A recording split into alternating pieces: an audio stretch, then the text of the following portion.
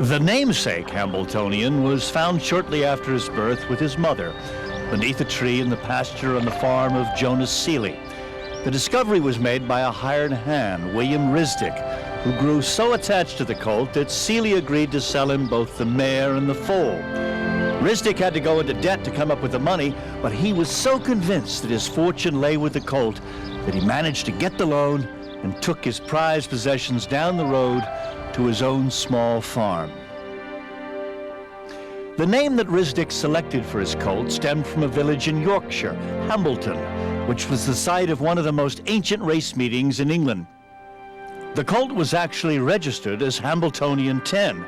He was exceptionally well bred, a great-grandson of the thoroughbred champion Messenger, and Risdick put Hambletonian to stud at the age of 2. Before he died 25 years later, in 1876, Hambletonian had been bred to over 1,900 mares, producing more than 1,300 foals. Not surprisingly, he was called Old Bull for these prodigious efforts, making Risdick a rich man.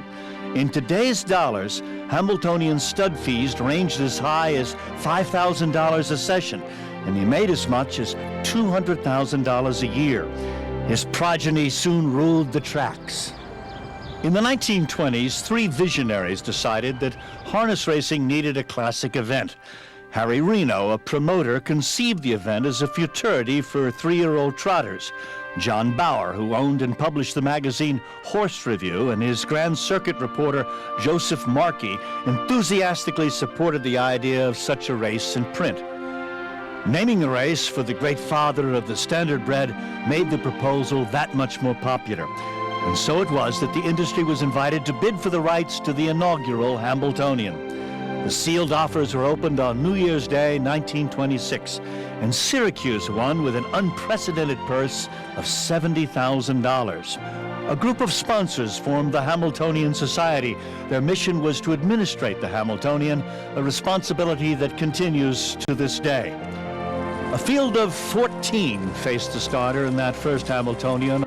In the next 3 years, the Hambletonian moved between Lexington, Kentucky and Syracuse.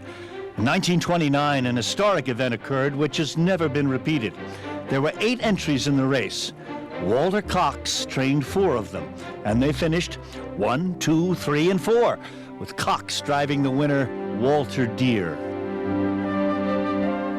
Entrepreneur and promoter Bill Kane, the owner of Walter Deer, very much wanted to host the Hambletonian himself, and he had the required track in Goshen, New York. The formal announcement was made in February, and the Hambletonian was on its way to Goshen. 26 Hambletonian winners, from Hanover's Bertha to The Intruder, were crowned at Kane's sprawling 3-corner track on the history-packed grounds once known as Fiddler's Green.